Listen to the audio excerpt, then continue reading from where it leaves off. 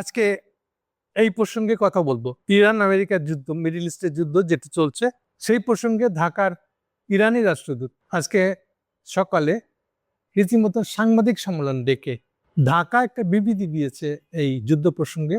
সেই বিবৃতিকে সমালোচনা করে তারা যে অসন্তুষ্ট এটা প্রকাশ্যেই জানিয়ে দিয়েছে। যদিও সফটলি বলেছেন, নরম করে বলেছেন, বুঝায় বলেছেন, কিন্তু তারা অসন্তুষ্ট এ কথা বলতে কোনো দ্বিধা করেন নাই। এটা কেন হলো? এক। আর দুই হলো, আমাদের নীতিগত ভুলটা কি, নীতি এবং সিদ্ধান্ত, ভুল সিদ্ধান্ত কি, সেটা নিয়ে আজকে কথা বলবো। মূল বিষয়টা হলো আসলে যে যে ল্যাঙ্গুয়েজে আমরা বিবৃতিটা দিয়েছি ওখানে পরিষ্কার করে লেখা আছে, ইরানের রাষ্ট্রদূত বলতেছে যারা আমাদেরকে আক্রমণ করলো, যারা প্যালেস্টাইনিদের উপরে এরকম হত্যাযজ্ঞ চালাচ্ছে, ইরানের উপরে হত্যাযজ্ঞ চালাচ্ছে, ইরানের সর্বোচ্চ নেতাকে যে খুন করেছে, তাদের বিরুদ্ধে কোনো নিন্দার সূচক প্রস্তাব নেই, বাংলাদেশে বক্তব্য নেই। এটা তাদেরকে খুবই ব্যথিত করছে। এটা তারা আশা করে নাই যে অন্তত একটা অন্যায় হয়েছে, অন্যায়কারী, হত্যাকারী যে তার প্রসঙ্গে তো কিছু বক্তব্য দিবেন। অন্তত আপনারা উল্লেখ করে দিয়েছে আজকেও ওই একই হরমুজ প্রণালী দিয়ে 6টা দেশের যে তেল আমদানির সুযোগ দিয়েছে ইরান, তার ভিতরে বাংলাদেশ আছে। আজকেও 6টা বাংলাদেশের তেল আমদানি করক ট্যাঙ্কার হরমুজ প্রণালী পার হয়ে আসার অনুমোদন দিয়েছে ইরান। ও বলছে এত কিছু পরেও আমরা তো অন্তত এই সহানুভূতিটা আশা করছিলাম। এটা খুব সফট ল্যাঙ্গুয়েজে বলা, কিন্তু প্রসঙ্গটা খুব কড়া। এই হচ্ছে মূল বিষয়টা। আমি এবার সরাসরি চলে যে ঘটনার শত্রুটা কে, বা বাংলাদেশের শত্রুকে এই ঘটনায়। এই ঘটনাটা এরকম হলো কেন? বাংলাদেশ কেন না ইসরায়েলের না আমেরিকাকে কোনো অভিযুক্ত করতে পারলো, দোষী ঠহরাইতে পারলো? আমরা ট্রাম্পের সমালোচনা করতে পারলাম না। তা কি ট্রাম্প ভালো করছে? আপনি তারিখ যদি বাংলাদেশের পররাষ্ট্র মন্ত্রণালয়টাকে ইউনূস সাহেবের হাতে তুলে দিয়ে রাখেন, আপনার সাথে ইউনূস সাহেবের কি সম্পর্ক হয়েছে, কি কথাবার্তা হচ্ছে, কিসের বিনিময়ে আপনি ক্ষমতা আসছেন, আপনার কাছে থাক, অসুবিধা নেই। কম বেশি সবাই জানি আমরা। তবু সেই প্রসঙ্গের দিকে আমি যেতে চাচ্ছি না। আমি খালি এতটুকুই বলতে চাই, that is the original problem of Bangladesh. এবং আগামী দিনে বাংলাদেশ ডুবে যাবে এই ইউনূস এন্ড গং এর কারণে। এখনকার প্রধানমন্ত্রী যে এই চক্কর থেকে বেরিয়ে আসতে না পারে, যা কমিটমেন্ট করছেন, কি প্রতিশ্রুতি দিয়া, কি বিনিময়ে কি নিচ্ছেন, আমি তর্কে যেতে চাচ্ছি না। এখনকার কথাটা সোজা করে বলে দিই, আপনি অবিলম্বে যদি তাদের হাত না ছেড়ে দিতে পারেন, যেটাকে আমরা বাংলায় এমন সময় চোখ উল্টানো বলি, একদম চোখ উল্টানোর মতন করে যদি তাদের হাত ছেড়ে দিতে না পারেন, বাংলাদেশের সব ধরনের ক্ষতি বলতে যা বোঝায় তার চেয়ে বড় কিছু হবে। এবং এটা এত ক্ষতি, আমি মনে করি যে হাসিনার পতনের শুরু ধরতে পারি আমরা সবচেয়ে কম করে যদি বলি 2023 সালের ডিসেম্বর।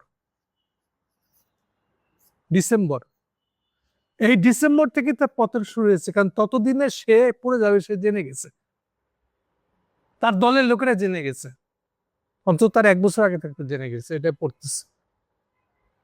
এবং এই সমস্ত চোরগুলা, সকল ব্যবসায়ী মন্ত্রীগুলা দ্রুত যার নাগালে যত টাকা পয়সা আছে, ব্যাংক লুটের সুযোগ আছে, সব তারা লুট করছে এবং এই ক্যাশ টাকাটাকে কনভার্ট করছে ডলারে। সে কারণেই 85 টাকার ডলার 129 টাকা হয়ে গেছিল। এবং এই যে ডলারটাকে বিদেশে পাচার করে শেষ ব্রেকটা মারছিল হাসিনার উপর। আর এই 83 সালের ডিসেম্বর থেকে আসলে শুরু হয়েছিল হাসিনার পতনের প্রস্তুতি, বাংলাদেশের অর্থনীতি ডুবে যাওয়ার প্রস্তুতি। এরপরে দেখেন 7ই জানুয়ারি ইলেকশন করছিল হাসিনা একটা, 7ই জানুয়ারি 24। ইলেকশনের পরে তার বাজেট আসছে, বাজেট করার টাকা নাই তার এখন উভয় সংকট। চায়না কাছে না গেলে বাজেটটার টাকা পাবে না, এটা ব্যাখ্যা করে বলছি একটু পরে। অন্যদিকে যদি গভর্নমেন্ট পড়ে যায়, তাহলে ইন্ডিয়ার আগে খাতির রাখতেও না, তাই পালাবো কোথায়? ফলে ইন্ডিয়া যেতে হয়, তার আবার চায়নার কাছে যেতে হয়। চায়নার কাছে না গেলে টাকা আসবে না, টাকা না আসলে বাজেট হবে না।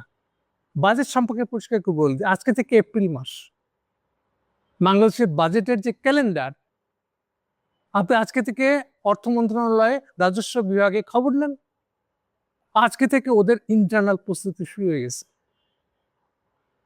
যে বাজেটটা কি হবে। এবারের বাজেট মানে আপনারা জানেন বাজেট ইয়ার বলতে আমরা বুঝি, আমরা অলওয়েজ দুইটা সাল পাশাপাশি রাখি, 24-25-এর বাজেট এভাবে বলি, মানে এই এবারকার বাজেটটা হবে 2026-27। কবে থেকে শুরু? সময় হিসাবে হিসাব করা হবে 26শে জুলাই, জুলাইয়ের 1 তারিখ।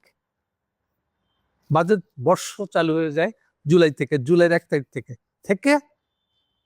2027-এর জুন পর্যন্ত বাজেটে এভাবে ক্যালকুলেট করা হয়। ক্যালেন্ডারটা বলে দিয়ে, এটা খুব জরুরি, আপনাদের সাধারণ মানুষের এটা জেনে রাখার দরকার আছে। অলওয়েজ প্রত্যেক বছরের এপ্রিলের 1ম তারিখ থেকে বাজেট ইন্টারনাল কাজকর্ম শুরু হয়ে যাবে, অর্থ মন্ত্রণালয়ের দৌড়দৌড়ি শুরু হয়ে যাবে, ইন্টারনাল কাজকর্ম শুরু হয়ে যাবে, কতগুলো রাজস্ব হচ্ছে, কতটা বড় বাজেট করা যাবে, কি কি করতে হবে, এই প্রস্তুতি, ফিগারগুলো কি হবে, কয় টাকা পাওয়া যাবে, এই সবগুলো আজকে থেকে বের করা হিসাব শুরু হয়ে গেছে ফর্মালি। এখান থেকে এটা দেখেন, আর ওদিকে দেখেন সংসদে যান, 12ই জুন, প্রত্যেক বছরের 12ই জুন সংসদের বাজেট অধিবেশন শুরু হয়। অর্থাৎ 12 তারিখে বাজেটটা পেশ করতে হয় প্রথমে সংসদে। তার মানে এই এপ্রিল থেকে জুনের মধ্যে বাজেটের ইন্টারনাল কাগজপত্র সব রেডি করতে হয়। 12ই জুনে যে বাজেটটা সংসদে পেশ করা হয় সেইটাই 30শে জুন পাশ হয়ে যায়। ভালো মন্দ যা হয়, কিছু করার নেই, বাজেট অলওয়েজ এভাবেই পাশ হয়। আর পরের দিন মানে 1 জুলাই থেকে বাজেট ব্যবহারিকভাবে শুরু হয়ে যায়। এই হলো আপনাদেরকে পুরা শিডিউলটা বলে দিলাম, বাজেটের শিডিউল কি হয়। এখন সরকারের হাতে কত টাকা আছে বিদেশি মুদ্রায় জানতে হবে না? এটা না জানলে তো সে বাজেট করবে কি করে। এবার আপনাদেরকে বুঝাই দিই আসলে বৈদেশিক মুদ্রার সাথে বাজেটের কি সম্পর্ক। বাজেটের একটা বড় জিনিসের নাম হলো এডিপি, অ্যানুয়াল ডেভেলপমেন্ট প্রোগ্রাম। আবার ইংরেজি কথা শুনে মনে করে এই বোধহয় কোথাও দূরের কিছু ব্যাপার আছে, না, এটা খুবই কাছের আপনাদের। আপনি এটা গ্রামে থাকেন মনে করেন, গ্রাম থেকে কাছাকাছি শহরে আসতে শহর লাগবে না, উপজেলা হেডকোয়ার্টারে আসতেও দেখা যায় যে এটা খাল পেরিতে হয়। কারণ খালেরটার বাঁশের সাঁকো দেওয়া আছে, তো কি ধরনের অসুবিধা বুঝতেই পারতেছেন। এক বস্তা জিনিস নিয়ে আসতে গেলে বেচার জন্য এই বাঁশের সাঁকোর উপর দিয়ে এটা বয়ে নেওয়া যায়। হ্যাসেলটা বুঝে কতক্ষণ লাগে তা বুঝে, হয়তো 1 কিলোমিটার পথ মাত্র। তাহলে আপনি চান যে এটা একটা ব্রিজ করে দেওয়া যায় না, ওই যে ব্রিজটার মানে হলো এডিপি। আপনারা বলে উন্নয়ন বাজেট, হ্যাঁ, ইউনিয়ন পরিষদের চেয়ারম্যান বলছে এবার বাজেট এটা ঢুকাই দেওয়া হবে। ওই যে ঢুকাই দেওয়া হবে মানে হলো অ্যানুয়াল ডেভেলপমেন্ট প্রোগ্রাম। উল্টা করে বললে সরকার কোন খাতে কি খরচ করবে, এই যে উন্নয়ন বাজেট এডিপিতে বলি আমরা প্রচলিতভাবে, শহর গ্রামে যে ভাষায় এটাকে চিনি আমরা, সেটা হলো উন্নয়ন বাজেট। এবারকার বাজেটের মধ্যে কি কি ঢুকবে, আমার গ্রামেরটা ঢুকবে, এটাকে বলে এডিপি। অর্থাৎ সরকার কি কি খাতে খরচ করবে, সেটা ছোট্ট একটা খালের উপরকার ব্রিজ হতে পারে, বড় ব্রিজ হতে পারে, রাস্তাঘাট হতে পারে, বড় কারখানা বসানোর ইনভেস্টমেন্ট হতে পারে, এই সব কিছু কি এডিপির মধ্যে থাকে। অ্যানুয়াল ডেভেলপমেন্ট এজেন্সি দেখেন, এই অ্যানুয়াল ডেভেলপমেন্ট প্রোগ্রামে যে টাকা লাগে সরকার খরচ করবে, তার অ্যানুয়াল ডেভেলপমেন্ট প্রোগ্রামের বড় একটা অংশ থাকে বৈদেশিক মুদ্রা। মানে কি, মানে মনে করেন চাইনিজের একটা $10 বিলিয়ন প্রজেক্ট অ্যাপ্রুভ করে দিচ্ছে, এর মানে হলো, সোজা মানেটা হবে এখনকার বাংলাদেশের পরিস্থিতিতে $10 বিলিয়ন প্রজেক্ট মানে সবচেয়ে দ্রুত হলেও বছরে 1 বিলিয়নের বেশি ওই টাকা খরচ হবে না। অর্থাৎ চাইনিজরা 1 বিলিয়নের বেশি ছাড় করাতে পারবে না, কারণ কাজের গতিটা ওরকম। কাজ যত গতি পাবে, শেষের দিকে যাবে, তত বেশি টাকা ছাড় হয়ে যাবে। 10 বিলিয়ন একবারেই বাংলাদেশকে দিয়ে দিবে, এভাবে দেওয়া হয় না। যতটুকু যে বছর খরচ করতে পারবে সেই অনুযায়ী টাকা ছাড়া আসবে। এইবার এই 1 বিলিয়নের হয়তো মাত্র 200 মিলিয়ন ডলার কনভার্ট হয়ে বাংলাদেশ টাকা হবে, অর্থাৎ ডলারটা দিয়ে দিবে বাংলাদেশ ব্যাংকে, আর বাংলাদেশের ইকুইভ্যালেন্ট টাকা দিবে, ওই টাকাটাই হলো এডিপিতে খরচ। বাকিটা কি হবে বুঝতেই পারেন, বিদেশি প্রজেক্ট, বিদেশ থেকে আনতে ওইটা পেমেন্ট করা হবে এখান থেকে, ওই ডলার থেকে। এখন 200 থেকে 400 যদি হয় মনে করে, তার মানে কি হলো 40% টাকা প্রতি বছর যা ছাড় দেওয়া হচ্ছে তার 40% টাকা ছাড় হয়েছে, অনেক টাকা। তাহলে এডিপির একটা বড় অংশ হচ্ছে বৈদেশিক মুদ্রা, যেটা প্রজেক্ট পাইছে। এইবার আসেন এডিপিতে যেটা ঢুকলো, তার মানে এটাকে এবার আমরা বিনিয়োগের দিক চোখ দিয়ে দেখি, তাহলে এটাকে বলা হয় সরকার, যেটাকে আমাদের প্রচলিত ভাষা হল উন্নয়ন। এটা আমাদের অর্থনীতি, বাংলাদেশের অর্থনীতির দিক থেকে দেখলে এডিপির ভিতর দিয়ে সরকার কত টাকা বিনিয়োগ করছে। সো জিনিসটা আসলে বিনিয়োগ মানে বিনিয়োগে আর এত বিনিয়োগ কিনে মোটামোটা কথা শুনে আমার লাভ কি? আমি এটা বেকার লোক, কাজ খুঁজতেছি, তোমার এই বিনিয়োগ ফিনিয়োগ লাভ শুনে আমার লাভ কি? আলাপটা হলো খুব সহজ। এই যে বেকার লোকটা চাকরি পাবে কিনা নির্ভর করতেছে সরকার কয় টাকা বিনিয়োগ করছে। কেন? সরকার যদি কোনো একটা এডিপিতে 1 টাকা খরচ করে, তাহলে এই টাকাটা বাস্তবায়নের জন্য, এই বাজেটটা বাস্তবায়ন করতে গেলে এইবার টেন্ডার হবে, কাজ নিবে, কন্ট্রাক্টর আসবে, ইঞ্জিনিয়ার আসবে। এইটার হিসাবটাকে বলে, এটা তো সব তো প্রাইভেট খাত, যে প্রাইভেট খাতের লোকগুলো ওই 1 টাকা পিছু তাদেরকেও টাকা বিনিয়োগ করতে হয় বেসরকারি কোম্পানিকে। এইটা হলো 1:10, তাদেরকেও 10 টাকা বিনিয়োগ করতে হবে। তাহলে কি হলো, মোট 11 টাকা বিনিয়োগ গেছে, প্রতি 1 টাকায় আরো 10 টাকা, মানে টোটাল 11% টাকা বেড়ে গেছে এডিপি। এই টাকাটাই বাংলাদেশে বিনিয়োগ, যত বিনিয়োগ বেশি তত কাজ সৃষ্টি। এবার বুঝে গেছে যারা মনে করতেছিল আমার কি লাভ এইসব বাজেট বিনিয়োগ কথা শুনে, এখন সরাসরি রিলেশনটা বুঝেন। তাহলে এডিপির সাথে আপনার কাজ পাওয়াটার সম্পর্কটা বুঝেন। এডিপির সাথে আপনার গ্রামের রাস্তাটা ঘাটটা খালি থেকে যাবে, বাসের নৌকা পাড়িতে যাবে, নাকি আসলে একটা অন্তত একটা কালভার্ট তৈরি হবে? এটা হলে আপনি আগে আপনার বাসায় খুবই ভালো ঢেঁড়স হয়, কিন্তু আমি বাজারে যেতে পারো না, এটা কান্দে নিয়ে যাওয়ারে ভাই কি কেসাল, আমি হাট পর্যন্ত নিয়ে যাবো কি করে? গরু গায়ে নিয়ে বাসা থেকে রওনা দিলে এই বাসের সাঁকো কেমনে বাড়াবো? সো এই দেখে আমার আর ওই যা কিছু কৃষি পণ্য বাসায় চাষ করার আগ্রহ লাগে না। তাহলে আমরা প্রত্যেকে এই ডেভেলপমেন্টের টাকার উপর, এডিপির উপর রিলেটেড। আর এডিপির এই যে হিসাব বললাম, এটার সাথে আপনার চাকরি পাওয়া, ইকোনমি বাড়া, এটা সম্পর্কিত। এখন সোজা হিসাবটা আসেন, এই যে বিদেশি বিনিয়োগ প্রজেক্ট নিবেন, এই প্রজেক্টের টাকা এখন কে দিতে পারে? আমেরিকা ইনভেস্টমেন্ট নিয়ে আসবে? পারবে? মুরদ আছে? সরাসরি কথা চলে আসেন, সাবজেক্টে চলে আসেন। উত্তর হলো আমেরিকা, বিশেষ করে এই ট্রাম্পের আমেরিকা আগে 200-400 মিলিয়ন, বিলিয়ন না কিন্তু মিলিয়ন, 200-400 বিলিয়ন টাকা দিত কি থেকে? ইউএস এইড নামে তাদের একটা দান ধ্যান দেওয়ার সংগঠন আছে। এটা বাংলাদেশে এর আগে সর্বশেষ 300-400 মিলিয়ন। এই টাকা দিয়ে কিন্তু এনজিও চলে, আবার এই ইউএসএড টাকা দিয়ে। ট্রাম্প এসে ইউএসএড এর পুরো ফান্ডটাই বন্ধ করে দিচ্ছে, কথা না? প্রজেক্টের দূরে থাক, আমেরিকানরা বহু আগে থাকতে প্রজেক্টের টাকা দেওয়ার আর মুরদ নেই। রাষ্ট্র চলে, আমেরিকান রাষ্ট্র চলে বাজার থেকে দাঁড় করে। 38 ট্রিলিয়ন 29-39 হয়ে গেছে এবার ট্রিলিয়ন। সেই লোক আমাকে কি করে প্রজেক্টের টাকা দিবে? আপনাদের অনেকের শুনে বাহবা লাগছে, বাহ ইউনূস সাহেব খুবই অ্যাক্টিভ, উনি জাপান গেছে জানো? বুঝে না বুঝে অনেক খুশি হয়েছে।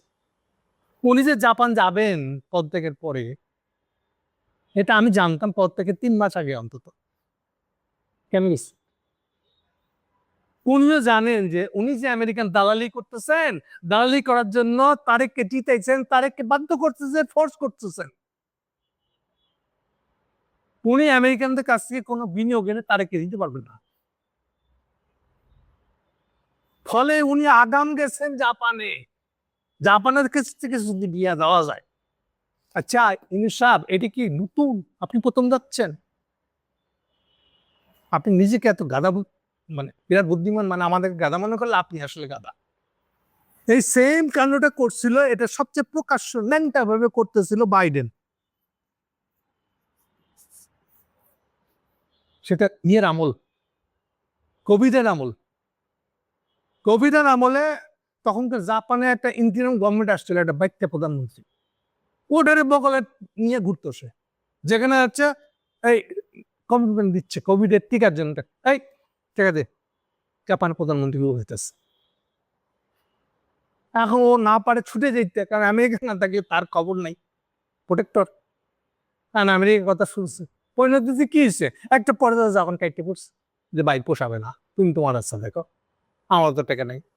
প্লাস জাপানের সবচেয়ে বড় অসুবিধা হলো যে যত ক্যাপিটালিজমের ডেভেলপ করে যায় তার সুদের হার বেড়ে যায়। চীন এখনো 2% সুদে দেয় আমাদের টাকা, যদিও ওয়ার্ল্ড ব্যাংকের 2%-এ চীনের যেটা ডাইরেক্ট রাষ্ট্র টু রাষ্ট্র, G2G বলে এটাকে, গভর্নমেন্ট টু গভর্নমেন্ট, সেইটা 2% বলে, এটা 3.5% হয়ে যায় আলটিমেটলি। কিন্তু এইটাই সবচেয়ে সস্তা। কাজেই চীনের তুলনায় জাপানের সুদের হার বেশি।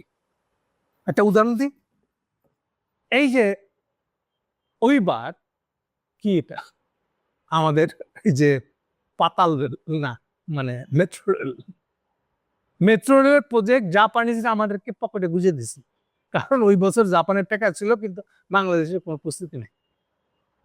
ওইবার ধরাতেও পারে না, কোনো মতে ধরেছে, কারণ এই বাজেটটা ওদের অন্য কোথাও দেওয়া ছিল, কাজে লাগে না, এই জন্য বাংলাদেশ শেষ পর্যায়ে রাজি। হাসিনা রাজি হয়েছিল একটা শর্তে, ওই বাজেটের টাকা ডাবল করতে হবে, আর ওখান থেকে এইবার 40% টাকা আমরা দিতে হবে। এই জন্য একদম মিরপুরের শেষ প্রান্ত বা উত্তরা থেকে আপনি যদি মতিঝিলে যান, এটা বোধহয় এখন টোটাল ম্যাক্সিমাম ভাড়া বোধহয় 125 টাকা। এটা অ্যাকচুয়ালি যা খরচ করেছেন ওই হিসাবে টাকা তুলতে গেলে এটা ডাবল করতে হয়, যেহেতু প্রজেক্ট ভ্যালু বাড়িয়ে দিচ্ছেন আপনি। এইটা লুকা ছাপা করে, আরে মেট্রো চলছে, এইটা বিরাট আবিষ্কার, আমার বিরাট অর্জন, এগুলা দিয়ে ফোকাস দিয়ে এই টাকার দিকটা হারাই গেছে। আপনি ইকোভ্যালেন্ট তুলনা করেন এবার, কলকাতা থেকে শুরু করে এমনকি দুবাইয়েও যে মেট্রো রেলটা হয়েছে সেটা বাংলাদেশের হচ্ছে সস্তা। কলকাতাতে তো 5 টাকা ভাড়া দিয়ে যায়, দুবাই 20-25 টাকা। বুঝছে? তো দুবাইয়ে মেট্রো রেল যদি বাংলাদেশ থেকে সস্তা হয়, এবার বুঝতেছেন এখানে কি পরিমাণ চুরি হয়েছে। ফলে এটাও একটা কারণ জাপানিজদের ওই প্রজেক্ট নিয়ে এটার বিল বেড়ে গেছে, এবং এটা কিন্তু আমরা ভর্তুকি দিয়ে চালাচ্ছি। সো জাপানের প্রজেক্ট হচ্ছে প্রবলেম। এই কারণে জাপানের টাকা না পড়তে কেউ নেই।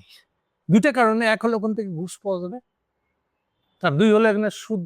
ইন্ডিয়ার কথা যেমন ধরে, জাপান চীনের ঋণ মোদি শুরুতে নিছে 14-15 সাল 16 সাল পর্যন্ত নিছে, এরপর সে আস্তে আস্তে কিছুটা করে করে করে কিছুটা চীনের কাছ থেকে, এই জাপানের কাছ থেকে নিছে। বাংলাদেশের উপর দিয়ে যতগুলা করিডোর নিচ্ছে ইন্ডিয়া, সবগুলা জাপানিজ করিডোর, আমাদের ঘাড়ের উপরে চড়াইছে এটা। যে প্রজেক্টগুলো এখনো বন্ধ হয়ে আছে, এখন শুরু হবে কিনা এটা তারিখের সিদ্ধান্ত নিতে হবে। কিন্তু এগুলো সবই করিডোর, তার আসাম থেকে বাংলাদেশের উপর দিয়ে কি করে ইন্ডিয়ার বাকি অংশে যাবে, সেই প্রজেক্টে গিয়া ঢুকছে শেরপুর দিয়া, যাবে এটা মুর্শিদাবাদ, বহরমপুর যাবে, হয়তো হিল দিয়ে বেরিয়ে যাবে। এগুলো জাপানিজ প্রজেক্ট বন্ধ হয়ে আছে।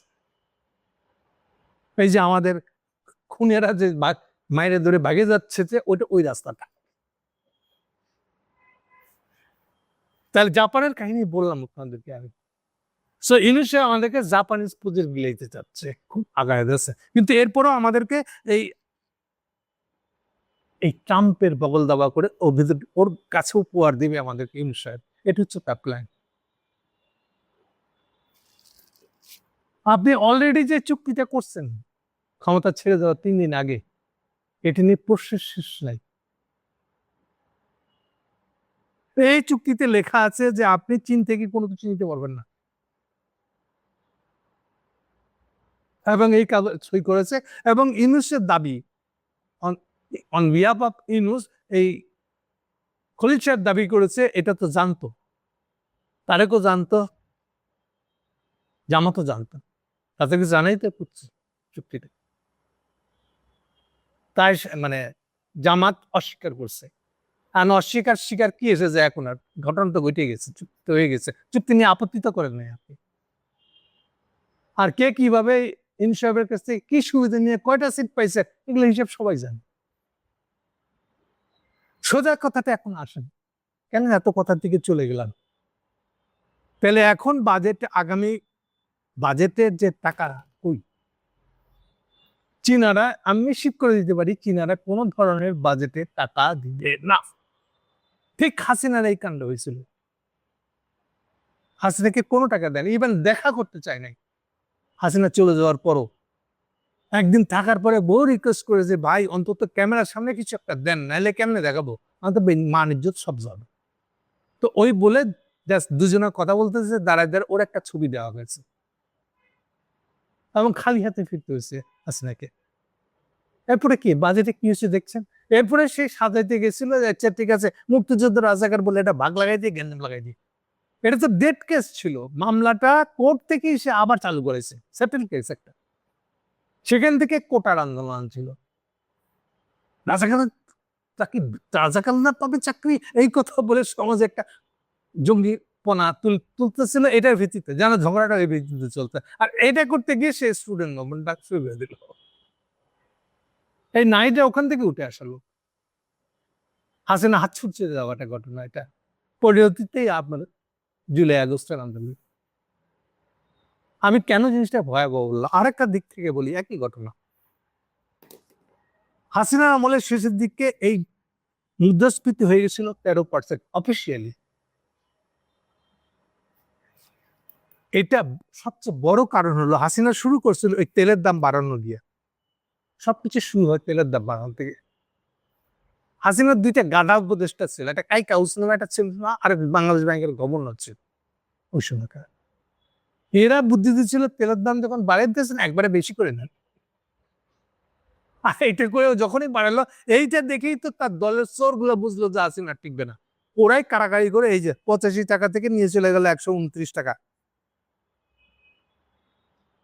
ডলারের দাম। এখান থেকে আসতেছে এটা, কোত্থেকে কি হইতেছে থাকে। সো তেলের দামটা একটা মারাত্মক জিনিস। এখনকার প্রধানমন্ত্রী অত বুদ্ধিমানের মতন যেভাবেই হোক না কেন তেলের দাম বাড়ানোর হাত দেয় নাই, কিন্তু তেলের দাম না বাড়িয়েও এটাকে সাস্টেন করাবে কেমন করে, এর কোনো পরিকল্পনা এখন পর্যন্ত তার নাই। এটা হলো শুধু তেলের কথা, ওভারঅল বাজেট করবে কি করে এখন? এই যে আজকে মাস থেকে যে শুরু হয়ে গেল বাজেটের প্রসঙ্গ, এই বাজেট টাকা কই পাবে সে? চাইনিজরা, আমি আবার মনে করাই দিই আপনাদেরকে, চাইনিজরা কোনো প্রজেক্ট দিবে না। ইভেন আপনি ডেকে নিয়েছে ঘরের ভিতরে দ্রুততার সাথে তিস্তা প্রজেক্ট দিয়ে দেন, চাইনিজরা ওই একই একটা টাকাও ছাড় করবে না। কেন? এরকম ঘটনা হাসিনা হলো চাইনিজরা অনেকবার করছে, ওর যেটা পছন্দ হয় না সেটা সে এইভাবে বাধা দেয়। চালু প্রজেক্ট দেখবেন যে সার্টেন বছরে দেখেন 100 মিলিয়নও টাকা ছাড় করে নেই। কেন? অজুহাত দিবে, আরে আপনার তো জমি অ্যাকোয়ার করে দেওয়ার কথা, আপনি দেন না, আপনার অ্যাডমিনিস্ট্রেশন পারেন, এজেন্ট তার নির্ভর করুন, কিন্তু আসলে করে না পলিটিক্যাল কারণে। কোনো না কোনো কিছু একটা চাইছে, আপনি তার কথা না শুনে ইন্ডিয়ান দালালি করছিলেন, আমেরিকান দালালি করছেন, এই জন্য করেন। সে এবারও তাই করবে। কেন? এটা কি লুকাই করবে না, অলরেডি বাংলাদেশের চীন অ্যাম্বাসেডর বলে দিছে বাংলাদেশ আর চীনের সম্পর্কের মধ্যখানে যদি থার্ড কেউ থাকে তাহলে আমাদের সম্পর্ক হবে না। যে খুলে দেখেন, অন্তত এই নতুন সরকার আসার পরে 15 দিনের মধ্যে এই স্টেটমেন্ট দিচ্ছে, স্টেটমেন্ট না, সাংবাদিকদের সামনে এই কথা বলছে। ও কি বুঝাতে চেয়েছে বুঝেন? তাহলে এখনকার অবস্থা হয়ে গেছে, আমেরিকানরা বলতেছে চীনের সাথে সম্পর্ক রাখলে এই যে আমি এক্সপোর্ট করতে দেবো না, তোমার গার্মেন্টস বন্ধ হয়ে যাবে। আমার পচা গম, জেনেটিক্যালি মডিফাইড যেটা গম, যেটা খাওয়া শরীরের জন্য ক্ষতিকারক, সেই গম কিনতে হবে। তুমি আগে পাম অয়েল কিনতাম মালয়েশিয়া থেকে, না তুমি আমার সয়াবিন কিনবে, এটা জেনেটিক্যালি মডিফাইড সয়াবিন, এটা কিনতে হবে তোমাকে। আর এইটা চুক্তিতে সাইন করে আসছে ইউনূস। তাহলে ও চাপ দিচ্ছে যে চীনের হাত ছাড়ো, চীনের হাত ছাড়ো, তো তুমি কি আমাকে ডেভেলপমেন্টের টাকা দিবা? মুরুদ আছে তো ওদের, সেই ট্রাম্পের আগের আমলেও তো পারো নাই।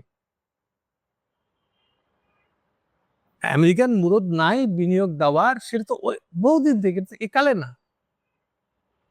এই কেবলমাত্র আগের, এই ট্রাম্পের আগের বারকার পর্যন্ত ইউএসএইড এর কিছু ফান্ড আসতো, এখন তো এনজিও গুলা তো অলমোস্ট শাট ডাউন। এনজিও গুলা চোরা কারবারের মতন হুন্ডি দিয়া ইন্ডিয়া থেকে টাকা আনতেছে। এমনিতেই বাংলাদেশে যে এনজিও ব্যুরো আছে ওটা তো বন্ধ, পুরা ইউনিসের আমল বন্ধ ছিল, এখনো খোলে নাই। তাহলে এই যে টিআইবি টাইপের এনজিও গুলা চলছে এমনি, তাহলে হুন্ডি করে টাকা আনা ছাড়া এটা কিভাবে চলছে? এই হলো ফান্ডের অবস্থা। তাহলে আমার অন্য ডেভেলপমেন্টের টাকা তো আমেরিকানরা দিবে না, কোনো ওয়েস্টার্ন কান্ট্রি দিতে পারছে না, মুরো দিবে। তাহলে বাস্তবতা যেটা, আমাকে তো চীনের কাছে ডিপেন্ডেন্ট, আমি কম সুদের ঋণ বা বিনা সুদের ঋণ, অনুদান, এগুলো তো চীনের কাছ থেকে পাবো আমি। আর একদম এই প্র্যাকটিক্যাল জিনিসটা আমি অস্বীকার করতে পারছি না। আরো একটা ইনফরমেশন দিয়ে দিই আপনাদেরকে আমি, এবারকার চায়না, হাসিনার আমলে চায়নার চেয়ে করা। আমেরিকানরা যত বলতেছে চীনের হাত ছাড়তে হবে, চীনও তত স্পষ্ট করে বলে দিচ্ছে, তোমরা যদি ব্রিক্স এর মেম্বার না হও, তাহলে এখন থেকে আর এই প্রজেক্ট নেই, লোন নেই।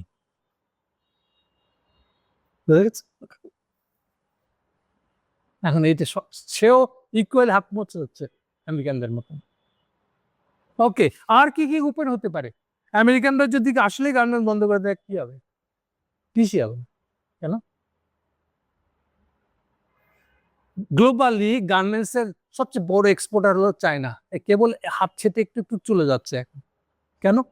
মূল কারণটা হলো চাইনিজের যদি বেশিরভাগ গার্মেন্টস দেখেন, বাংলাদেশের গার্মেন্টস গুলা কার মাধ্যমে ইউরোপে যায় বা ওয়েস্টে যায়, অলওয়েজ দেখবেন তাদের একটা করে অ্যাকাউন্ট আছে, ফরেন কারেন্সি অ্যাকাউন্ট আছে হংকং এ। হংকং এ মানে ওটা আসলে চাইনিজদের অর্ডার, ওরা আপনাকে পয় দিচ্ছে, আপনি আসলে দিচ্ছেন ওদেরকে, ওরা হাত বল কাগজ কলমে ওটা ওদের, কিন্তু জাহাজটা কিন্তু ডাইরেক্ট এখান থেকে ওয়েস্টে যাচ্ছে। তাহলে সেও সবচেয়ে বড় এক্সপোর্টার। কিন্তু সম্প্রতি একটা বড় ঘটনা ঘটেছে, ঘটনাটা হলো এই যে চাইনিজদের যে মিনিমাম ওয়েজ, শ্রমিকদের বেতন যেটা মিনিমাম দিতে হয়, সেটা বেড়ে গেছে। ন্যাচারালি বাড়বে, যে দেশ যত ইকোনমিক দিক থেকে বড় হবে তার মিনিমাম ওয়েজ বেড়ে যাবে। এই মিনিমাম ওয়েজের ফারাক আছে বলেই তো ওয়েস্ট আমাদের কাছে সস্তা গার্মেন্টস কিনে। সো চাইনিজের এটা বাড়ছে, এই কারণে আপনি যদি ঠিক মতো নিতে পারেন তাহলে চাইনিজরা ওই গার্মেন্টসটা আপনাকে, ওই অর্ডারটা আপনাকে দিয়ে দিবে। আরো আছে, চাইনিজদের টোটাল জনসংখ্যা 139 কোটি, এদের নিজস্ব গার্মেন্টস লাগে না। চাইনিজরা এই অফার দিছিল 2010 সালে, আমাদের আমার চীনের নিজের ভোগ্য যে গার্মেন্টস যেটা, প্লাস গ্লোবালি মার্কেটটা তার হাতে যতটা, এই সব দেশে বাংলাদেশকে দিয়ে দিল গ্যারান্টার। বিনিময়ে বাংলাদেশকে যা দিতে হবে, গার্মেন্টসের কাপড়ের পিছনে কাপড় ফ্যাক্টরি লাগবে, সুতা লাগবে, এই সব পিছনে যা যা ফ্যাক্টরি লাগবে এটাও চাইনিজরা বাংলাদেশে বানাবে অথবা বাংলাদেশিরা বানায় দিবে। সেখানে ওর পিছনে আরো যত মেশিনারিজ আছে ওগুলো সে বানায় দিবে, কিন্তু সেই বানানোর ফ্যাক্টরিটাও বাংলাদেশে করবে। এরকম একটা প্রস্তাব দিয়েছিল 2010 সালে, আপনি ডেইলি স্টারে খুলেন পাইবেন। এইটা হাসিনা মনে হচ্ছিল না, এগুলো হজম করবে কি, সে তো তখন ইন্ডিয়ার স্বার্থ দেখার জন্য ব্যস্ত, ওই অফার পানিতে পড়েছিল। এগুলো খোঁজ খবর নেই কিন্তু আমরা আমরা মনে করছি আমাদের ওই আমেরিকাকেই উল্টা ট্যাক্স দিয়ে, ওই যে ওই পচা গম খেয়ে, ওর জেনেটিক্যালি মডিফাইড সয়াবিন খেয়ে আমাদেরকে ব্যবসা করতে হবে, ওর কথা শুনে। আমাদের একটা ইউনুস আছে না, সার কথাটা হলো তারেক যত তাড়াতাড়ি ইউনুসের হাত ছাড়বে তত বাংলাদেশের অর্থনীতি সার্ভাইভ করা, বেঁচে যাওয়ার সম্ভাবনা আসছে। আদারওয়াইজ এটা শেষ হয়ে যাবে, বাজেটে টাকা থাকবে না এবার আমাদের হাতে। হাসিনা যেরকম একটা ক্রাইসিসে পড়ছিল, ওরকম একটা ক্রাইসিস হবে, ইকোনমিক ক্রাইসিস। খারাপ দিকটা হলো ততই আমরা বাংলাদেশে রাজনৈতিকভাবে অপ্রস্তুত। হাসিনা আমলেও যতটুকু প্রস্তুতি ছিল, অ্যান্টি হাসিনা ফোর্স হিসেবে যতজন টকবক করতেছিল যে আর হাসিনার সাথে কম্প্রোমাইজ আর কোনো জায়গা নেই, কিছু একটা করতে হবে। ফলে যতটা সহজে হাসিনা বিরোধী একটা রাজনৈতিক আন্দোলন করার সময়, এখন তো এটা আরো খারাপ অবস্থা। ফলে বুঝতে পারছেন আমি কি বলতেছি, আমরা একটা কি ধরনের বিপদের মধ্যে আছি। এই অবস্থা আমি কি করলাম, আমরা এখন ইরানের বদান্যতে আমরা তেল আনতে পারছি। তেল আনলে কি হবে?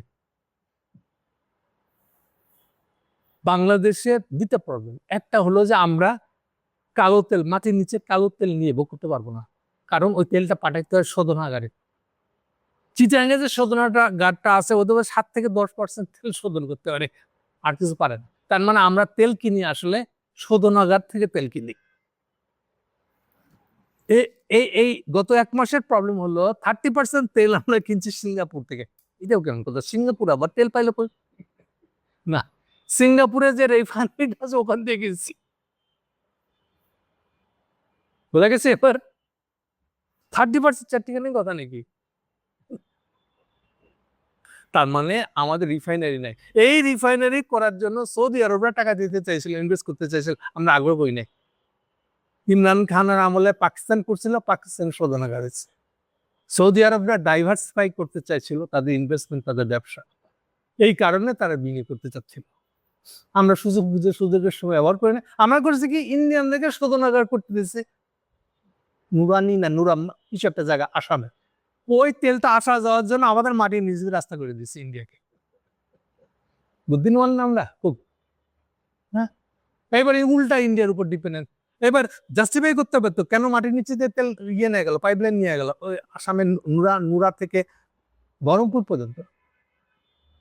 বলছে যে না না, ওটা দিলে আমরা আমাদের উত্তরাঞ্চলে যে তেল লাগবে তো ওখান থেকে নিতে পারবো।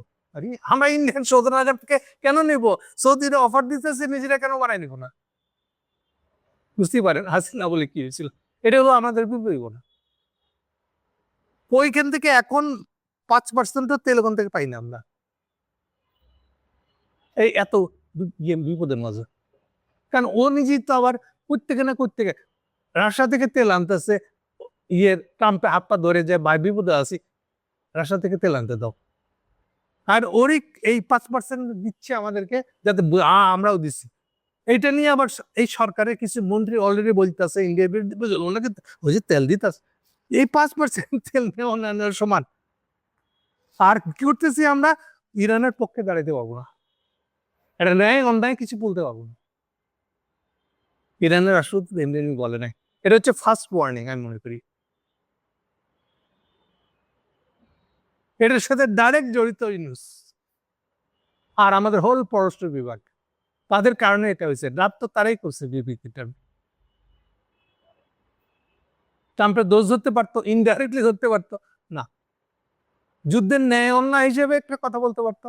যেখানে আজকের সিদ্ধান্ত হলো অলরেডি কাতার ওপেনলি সমালোচনা করতেছে ইয়েকে, ট্রাম্পের। আজকে বলছে এই যুদ্ধ থামানোর জন্য উভয় পক্ষের যে যা কিছু হেল্প লাগবে, মধ্যস্থতা করা সহ যা কিছু, আমরা হেল্প করব, আমরা ওইদিকে। কাতারের পররাষ্ট্রমন্ত্রী আজকে এই কথা বলছে। মানে আপনি বাঁচলে বাপের নাম তো নাকি, সবাই তো নিজের স্বার্থটা দেখবে। মানে এক আমেরিকান স্বার্থ রক্ষার জন্য আমাদেরকে বলে দিতে হবে জীবনটা, এটা কি? আমাদের পুরো পররাষ্ট্র মন্ত্রণালয়টাই মারা ফেলছেন আমরা।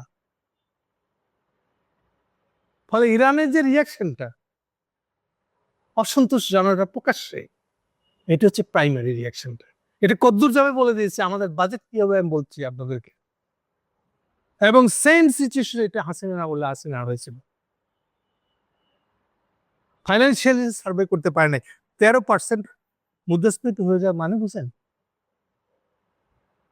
এখন আর এই যে তারপরে এখন কি দেখেন, বোকা বোকা কাণ্ড কারখানা, স্কুল বন্ধ করে দিবেন 3 দিন 5 দিন, আরে বাবা, এগুলা কথা যত বাজারে ছড়াবেন, মানুষের মধ্যে যে প্যানিক হবে, এই প্যানিকে যে চোরা কারবারি শুরু হয়ে যাবে। এটা আপনি কি দিয়ে ঠেকাবেন? কি দিয়ে ঠেকাবেন যখন আপনি বিএনপি নেতারা দলটাকে সাজাচ্ছেন এমন করে চাঁদাবাজি দিয়ে? ট্রাকের চাঁদা, কোনটা চাঁদা আর কোনটা চাঁদা না, এইসব ফর্মুলা তত্ত্ব দিয়ে আপনি চাঁদাবাজি করতেছেন।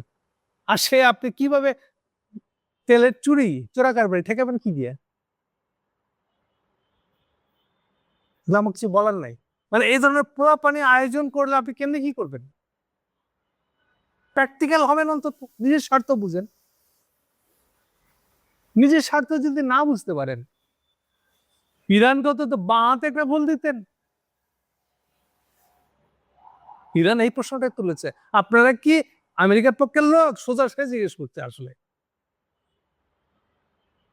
এখানে আপনি আপনার স্বার্থ দেখেন নাই, বাংলাদেশের স্বার্থ দেখেন নাই, এখানে ইউনুসের স্বার্থ দেখা হয়েছে। ইভেন আমেরিকার স্বার্থও না এটা। ইউনুস ট্রাম্পের কোলে গিয়ে উঠবে এই কাজটা করে দিতে পারলো। এটা তো ওর পার্সোনাল ইন্টারেস্ট। এর সাথে বাংলাদেশ কি স্বার্থ? বাংলাদেশের যেখানে বাজেটে টাকা নেই, টাকা থাকবে না, আমি মিন করতেছি, ওই যে 13% চলে যাবে মুদ্রাস্ফীতিতে। একবার এই ইনফরমেশনগুলো যখন বাজারে চলে যাবে, তখন কি হবে? এখন পর্যন্ত এটা টিকে আছে এই যে প্রবাসী আইডিয়া। আরে বাজারে উল্টো পাল্টা মেসেজ যদি বাজারে ভরে ফেলায়, এটা থাকবে? এই প্রবাসী আয়টা তো বন্ধ হয়ে যাবে, তখন কি করবেন? হাসিনার সাথে আমাদের ফারাক হলে এখন প্রবাসী আয় হচ্ছে, কিন্তু এই যে মুদ্রাস্ফীতির টাকা একটা টাকাও তুলে নেয় ইউনুস। কেন? এস আলম 2 লাখ কোটি টাকা পাচার করছে, খেলাপি ঋণ করছে, এই গভর্নমেন্ট তুলবে? আপনারা বুঝেই নেন। আপনি যদি গভর্নর দেন একটা তার ইয়ের লোক, এস আলমের লোক, তাহলে টাকা তুলবেন কোথেকে? এগুলো এর তার কাঁধে এই দোষটা ওখানে ইস্যুটি হবে না, প্র্যাকটিক্যাল লাগবে। সোজা সাপটা বাংলাদেশের শর্ত অনুযায়ী কাজ করতে হবে। এটা আপনার গভর্নমেন্টের মরা বাঁচার প্রবলেম। একই সাথে এটা বাংলাদেশের অর্থনৈতিক একটা মরা বাঁচার বিষয়। নিশ্চয়ই 74 মতন দুর্ভিক্ষ হবে না, কিন্তু এর চেয়ে কাছাকাছি কিছু একটা যদি যায়, হাসিনার আমলের মতো, কোথায় যাবে বুঝতে পারতেছেন? কোন এক্সটেন্টে যাবে? এবং এমন একটা সময় যেখানে দুনিয়ার কারো আপনাকে হেল্প করার কেউ নাই। আপনি চান বা না চান, শেষ পর্যায়ে চীন যদি কাউকে সাহায্য করে থাকে, সে বেঁচে যাবে হয়তো, না খেয়ে মরবে না। সেই সাথে একটা তো গার্মেন্টস দেখালাম চীনের সাথে সম্পর্ক, আর সেই সাথে আছে দেখেন আমাদের পাটকল, এটাও চাইনিজরা কিনে নেওয়ার জন্য প্রস্তাব দিচ্ছে। আপনি আপনার ভবিষ্যতের দিকগুলো তাকাচ্ছেন না, আপনি আমেরিকান ইকোনমি কি করে বাঁচায় দেবেন? আচ্ছা ভাই, নিচে বাঁচবেন তো আগে নাকি?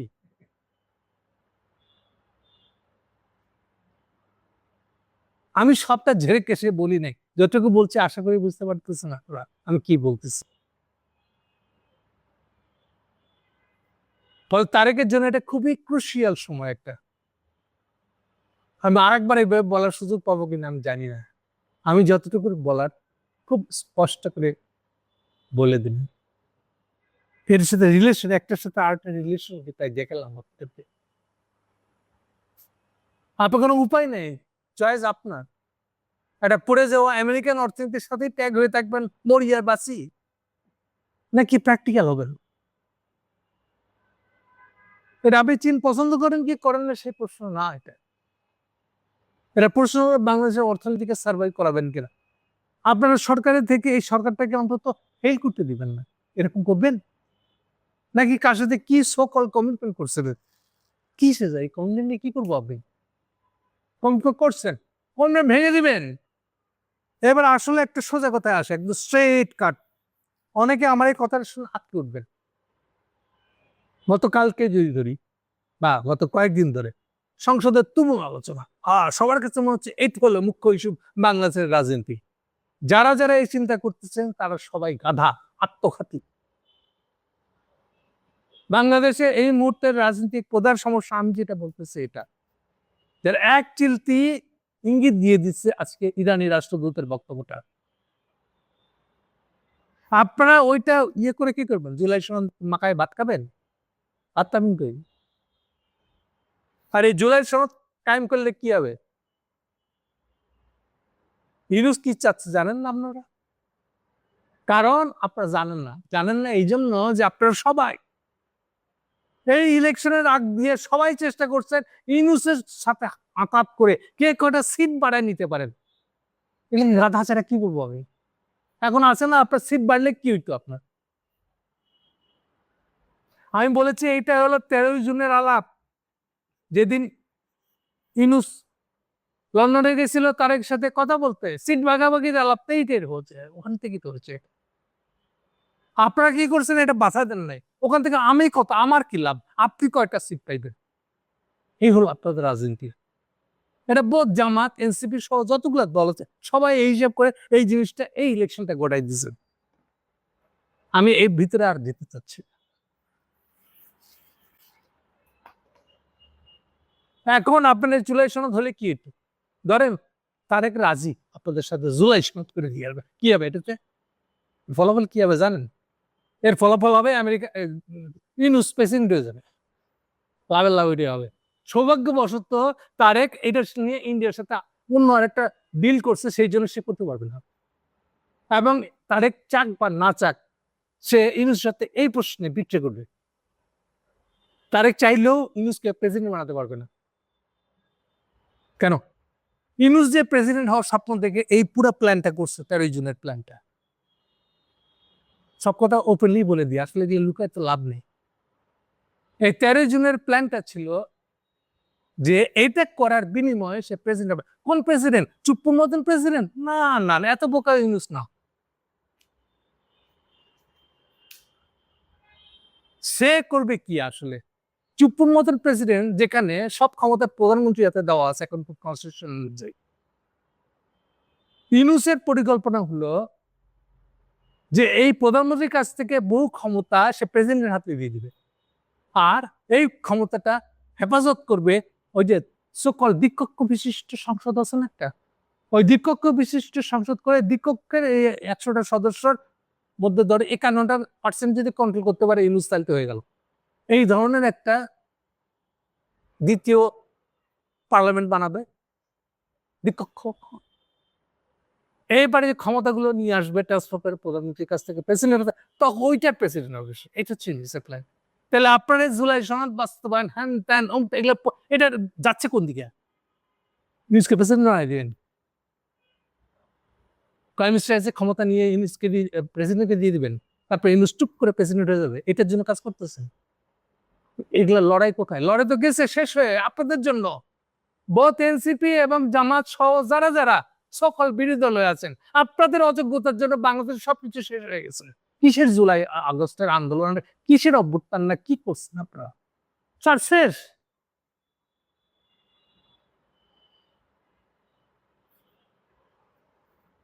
টাকা পাচার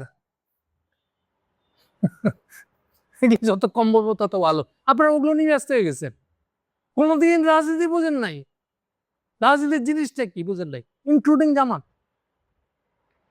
কয়টা সিট পেলাম উঠে নিয়ে এটা হলো রাজনীতি তাদের। আমি এই নিয়ে কতবার যে কথা বলছি জামাতের বিরুদ্ধে, জামাতের করিম আইন লেলাই দিয়ে আমার বিরুদ্ধে এগুলো নিয়ে ক্যাম্পেইন করা হয়েছে। এখন বুঝছেন? আপনি তো সব শেষ করে দিচ্ছেন এগুলো দিয়ে। এখন কি করতেছেন? যা করতেছেন দুদিন ধরে সংসদে, এটা এটা তো লক্ষ্য হলো যে ইউনূসকে কি করে প্রেসিডেন্ট বানাবেন, এটা তো তাই হয়ে যাচ্ছে। অথচ বাস্তবতা হলো তারেক ওদিকে যাবে না, এবং যাওয়ার মতন বাস্তবতাই নেই। আর তারেক কেন নিজের হাতে যে ক্ষমতা আছে সেই ক্ষমতা শেয়ার করবে সে ইউনূসের সাথে, কেন করবে? আর এটাতে এমন কি হবে? এটা ওটা আরো বড় এজেন্ট হবে, আমেরিকান এজেন্ট হবে। তা আমরা কি আমেরিকান এজেন্ট বানানোর জন্য তারেককে পুশ করবো? কিন্তু আমাদের কি লাভ হবে? ফলে এগুলো সমস্ত শেষ করে ফেলছেন আপনারা। এই সকল করতেছে না, ডেফিনেটলি সালাউদ্দিন ইন্ডিয়ান এজেন্ট হিসেবে করতেছে না। ইট ডাজ নট মিন যে এটা করলে বাংলাদেশের স্বার্থে ভালো হবে। এটা যে ডিলেমা, এটা ইন্ডিয়ার বিরুদ্ধে মানে বাংলাদেশের জন্য ভালো, নট নেসেসারিলি। সালাউদ্দিন যেটা করতেছে এটা হচ্ছে প্রো ইন্ডিয়ান পজিশনটা, আর এর ভিতর দিয়ে ইউনুস বাদ পড়ার সম্ভাবনাটা প্রকট হয়ে উঠতেছে। কিন্তু আলটিমেটলি কতটা ইউনুসকে দিবে, খাতির রাখবে তারে, সেইটা এখনো তারে কি ডিসাইড করে না বলে আমার ধারণা। আমি বলে হতে পারি, বাট আমার এখনো অনুমান হলো এই বিষয়ে তারে কংক্রিট সিদ্ধান্ত এখনো নেয় নাই।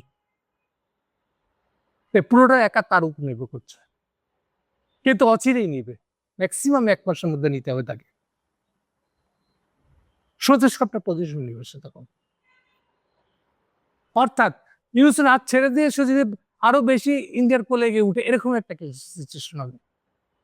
কিন্তু এগুলোর চেয়েও বড় ইম্পর্টেন্ট বিষয় হলো বাংলাদেশের জন্য এখন সার্ভাইভ করা, একটা ইকোনমি দাঁড় করানো। এই তেলের ক্রাইসিসের এই সময়, যুদ্ধের এই ক্রাইসিসের সময়, এই জন্য প্রায়োরিটির দিক থেকে বললে এইটা নিয়ে আমি আজকে এত স্পষ্ট করে আপনাদেরকে বলতেছি। পলিটিক্যাল পার্টির দিক থেকে, পলিটিক্যাল সিদ্ধান্তের দিক থেকে প্রত্যেকে ফেল করছে। একটা গাদাগরু হিসেবে হাজির হয়েছে নিজেরা। সবার লক্ষ্য ইউনুসের সাথে তেল মাইরা ও কি করতেছে, কাকে ক্ষমতা আনছে ওটা জান না যাক, আমি কয়টা সিট পেলে, এটা ইম্পর্টেন্ট। বিশাল রাজনীতিবিদ তারা, যে আমার ধরে নিয়েছে এবার আমরা বিরোধী দল হয়েছি না, তাহলে নিশ্চিত পরের বার আমরা ক্ষমতা যাব। Full stop. জামাতের উত্থানের ইহ জীবনে এটা ফুল স্টপ, এটাই সর্বোচ্চ। এরপরে জামাত আর ভবিষ্যতে কোন রাজনৈতিক দল হিসেবে গ্রহণযোগ্য হবে না, এটা পরিষ্কার হয়ে গেছে।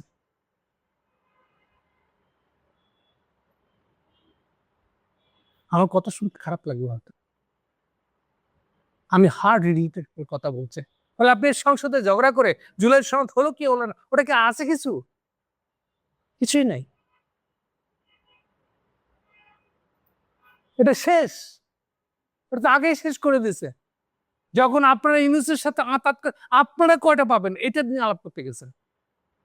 রাজনীতি জাহান্নামে যাক, আপনারা কেউ জানতেন না যে পরে এটা হবে? এই যে আজকে দেখেন সংসদে যা যা কিছু হচ্ছে, সালাউদ্দিন যেসব প্রশ্ন তুলছে, তাদের সকল স্পিকার যেসব কথা বলতেছে, আমি প্রত্যেকটা কথা বলি নাই। এই যে ঐক্যমত্য কমিশনের আলাপ হচ্ছে, প্রত্যেকটা ঐক্যমতের মিটিং এ কি কি হয়েছে তা নিয়ে আমি বলি নাই যে এটা শেষ পর্যন্ত কোথায় যাবে। সালাউদ্দিন রাজে এইগুলো একটা কিছু মানবে না। সালাউদ্দিন আগে বলে নাই, এগুলো সব আবেগ। আমি যখন তাকে বলেছি যে আপনিও বলি নাই, তুমি সালাউদ্দিন কই থেকে আসলা, তুমি সালাউদ্দিন তো ইন্ডিয়াতে পড়ে থাকতা, তোমার কবর হইতো না। এই হিন্দুদের কায়দায় তো মানে পুরাই ফেলায়, কোথায় নদীর উপরকার ব্রিজ থেকে ফেলা দিত। তোমরা এইভাবে শেষ হইতে, বাংলাদেশ স্বাধীন হয়েছে, হাসিনা মুক্ত হয়েছে বলে না তুমি বাংলাদেশে আসতে পারছো, এখনো তো তোমার কবরের মাটি পাইবা, মাটি পাইতা না। কে এই কথা বলছে? বলার পরে সে গত করে গেলে বলছিল, এরপরে আর এই কথাটা বলে, এখন আবার বলা শুরু করছে। আগস্টের বিপ্লব, এটা তো আবেগ, কনস্টিটিউশন আবেগ দিয়ে চলে না। এই যে দেখেন আবার ফাজলামোটা শুরু করছে। এই প্রত্যেকটা কথা কি কি করবে বিএনপি ভবিষ্যতে, আমি তখনই বলছি, কারো ভালো লাগে নাই, সবাই ছুটছে ইংরেজের কাছ থেকে কত বেশি সিট এনশিওর করে নেওয়া যায়। এগুলো রাজনৈতিক দল? রাজনীতি বুঝে? রাজনীতি কি, রাজনীতি মানে কি বুঝে কিছু? ক্রিপ্টোকারেন্সি কার কটা হচ্ছে, খুব বুদ্ধিমান আপনি, আপনাদেরকে দুদুক ধরতে পারবেন না। এগুলাই রাজনীতি। যারা যারা তারেকের ইলেকশনের সময়, এই ইলেকশনে তারেককে জিতাইছে যারা, তারা উইথড্র করে যে খরচ হয়েছে তার 3 গুণ টাকা তারেক কাছ থেকে নিয়ে কম্প্রোমাইজটা করছে। এটা হলো এখনকার ইলেকশন। তাকে কি বলি রাজনীতি করবেন? এরা রাজনীতি করে। এটা হচ্ছে 12 ফেব্রুয়ারি। এখন এগুলো বাদ, সামনে কি আসতেছে ওটার দিকে তাকে বল, ওটা 1 নম্বর প্রায়োরিটি। আপনারা কি ক্ষতি করছেন, নিজেরই কি ক্ষতি করছে, এটা বসে যদি দুজন চিন্তা করতে পারেন, তাহলে আগামী দিনের পথ খুঁজে পাবেন। এই জুলাই সনদ হলো কি হলো, জুলাই সনদ বহু আগে মারা গেছে। এটাকে আপনারা বাঁচাতেও পারবেন না, এটা বাঁচাও কোনো লাভ না। এটা বাঁচায় বড় জোর ইউনুসের কপালে কিছু জুটবে, বালবন্ধ মিঠা মিঠা খাইতে পারবে, এর বেশি দিকে কিছু আসবে না। বাংলাদেশের ইকোনমি বাঁচবে কি করে? মুদ্রাস্ফীতিটা হবে না, অন্তত সার্ভাইভ করে দেবো আমরা। এগুলোর জন্য একটু ভাবেন। এই যে এইভাবে পুরো দেশের লোককে জড়ো করতেছে, সংকট বিরাট বিপ্লবী কাণ্ড করতেছে। আপনি তো বিপ্লব আগেই মেরে দিয়েছেন। কিসের আগস্টের বিপ্লব? ওই যে দেখালাম আপনাদেরকে 13 জুনের যে আলাপটা করছে লন্ডনে গিয়ে, ওইখানেই তো সব মিটাই ফেলছে। সবাই হচ্ছে আপনার খুব বুদ্ধিমান। হ্যাঁ, এই ইউনুস যা করে করে আমাদেরটা দিলেই হবে। এবং আপনারা এমন গরিব মনের দিক থেকে, কি চাইতে হবে তাও জানেন না। কি চাইতে হবে ওটা তো বুঝে যাচ্ছে, কয়টা সিট পাইছেন তা দিয়ে। আপনারা যে কিরকম গরিব, সাহস না এটা বলা যাবে ক্ষমতায় যেতে। ভাই যা দেন অনেকটা এরকম। এই এনসিপি মরতে মরতে বেঁচে গেছে, 6টা সিট পেয়েছে, এটাও পাইতো না। এগুলো রাজনৈতিক দল বাংলাদেশের। এই যে এখন আসল প্রবলেম কি, কারো কোনো হুঁশ নাই। এই এনসিপি রাই এরাই ইউনুসকে ডেকে নিয়ে আসে নাই। এই কারণে এদের কোনো ভবিষ্যৎ নাই বলে দিলাম। রাজনীতির বুঝে না তারা। যদি বুঝতো তাহলে ইউনুসকে ডেকে নিয়ে আসতো না, বাংলাদেশের ঘাড়ের উপরে চড়াই যেত না এই আমেরিকান দালালটাকে। কোনো কিছু বুঝে না, রাজনীতির বুঝে না, দুনিয়াদারি বুঝে না। সমন্বয়ক এক একটা বিপ্লবী সমন্বয়ক বদ্ধ।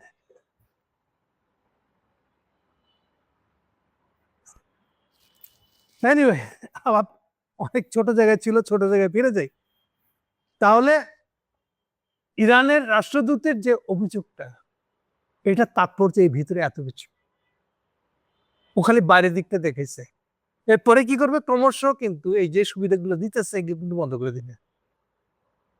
আর বন্ধ করবেন যখন, তখন চোখে অন্ধকার দেখবেন, আপনাকে তেল দিবে কে? এই সুযোগে দেখেন গতকালকে দেব কিও নিচে একচোট ইউনুসকে। উনি আমেরিকার সাথে, ট্রাম্পের আমেরিকার সাথে এই যে চুক্তিটা করছেন ক্ষমতা ছাড়া 3 দিন আগে, এই চুক্তির জন্য তো রাশিয়া তেল দেয় নাই, ইন্ডিয়াকে দিচ্ছে, আমাদেরকে দেয় নাই। আমাদের এর পারমিশন চাইতে হয়েছে আমেরিকার কাছে, আমেরিকানরা দেয় নাই। এবং সুযোগ মতো দেব ঠিকই কোপটা মেরে দিচ্ছে, কত সত্য তো। তাহলে আপনি ইরানকে যে খাতির করলেন না, অন্তত সম্মান করলেন না, একটা ন্যায়ের পথে আমরা আছি এইটুক তো বলতে পারতেন, ইনডাইরেক্টলি বলতে পারতেন এই যুদ্ধে ন্যায় অন্যায় আছে, আমরা অবশ্যই ন্যায়ের পক্ষে, আমরা অবশ্যই প্যালেস্টাইনের পক্ষে। আমরা ইরানটাও যদি না বলতেন, আমরা মুসলমানদের সাথে এটুকু যদি বলতেন, তাহলেও তো কিছু আকার ইঙ্গিতে বোঝা যেত। আপনি তাও কিছু বললেন না, তাহলে হলোটা কি? আপনি না আমেরিকান অনুমতি নিয়ে আসাম তেল আনতে পারলেন না, ইরানের যে অনুমতিটা দিতেছে না, এটা ধরে রাখার কোন ব্যবস্থা করলেন? আপনার তো অল্টারনেটিভ নাই, কোনো বিকল্প নাই। বিনিময়ে কি পাইলেন আপনি? আপনি কি ভাবছেন এই খলিলকে এখানে বসা রাখলে পরে এই দালালিগুলো, আমেরিকান দালালি করে বাংলাদেশের বিরাট উন্নতি হবে? কি লাভ হবে বাংলাদেশের? ওই খলিলকে যে বসায় রেখে তাকে দিয়ে আপনি ইরানের বিরুদ্ধে এরকম একটা স্টেটমেন্ট হয়েছে, আপনি কার পক্ষে কাজ করলেন? আপনাকে আমেরিকা রক্ষা করবে? ও ভাই, যাদের কোনো প্রজেক্ট দেওয়ার, টাকা পয়সা দেওয়ার, ঋণ দেওয়ার, বিনিয়োগ কোনো মুরুদ নাই। আপনি প্র্যাকটিক্যাল তো হবেন ভাই, নিজের স্বার্থের উপর তো কিছু নাই। আপনি নিজে কি করে বাঁচবেন তার খবর নাই। কি করতেছেন এগুলা? এমন কি পরিমাণ লোক যে খলিলের দালালি করছে, এখন তারা বলে খলিল খুব খারাপ। তখন কি করছেন? এই একমাত্র গৌতম দাস খলিলের বিরুদ্ধে প্রথম কথা বলছি আমি, অল অ্যালং বলে গেছে। কে তখন বলতে চায় না, তখন কে কত খাতি ছিল খলিলের সাথে, খলিলের সাথে কবে কি পান খাইছেন না মিষ্টি খাইছে সেগুলো গল্প করতেন সারাদিন বসে বসে। এখন খলিল খুব খারাপ হয়ে গেছে। হ্যাঁ, আমার কি লাভ? আমার দালালিতে কি পাইলাম আমি? আপনি তো সেটাও চিনেন না, কিন্তু সেটা করতে গেছেন আপনারা। খলিল আপনাদের বাপ হয়ে বসছিল এক একটা। এখন কি হয়েছে? এখন তো পুরো বাংলাদেশের ইকোনমি ডুবে যাবে, এমন একটা অবস্থা হয়েছে। আপনি তেল পাবেন না এরপরে। এই ইরান সেকেন্ড টাইম আপনাকে মাফ করবে না কিন্তু। তার কোথায় যাচ্ছে বাংলাদেশ? আমরা ইস্যু খুঁজে পাই না। কোথায় লন্ডনের একটা সভায় ওই জুলকা নাইনের সাথে খলিলের ঝগড়া হয়েছে, আমরা সবাই খলিলের পক্ষে তারা এসছি।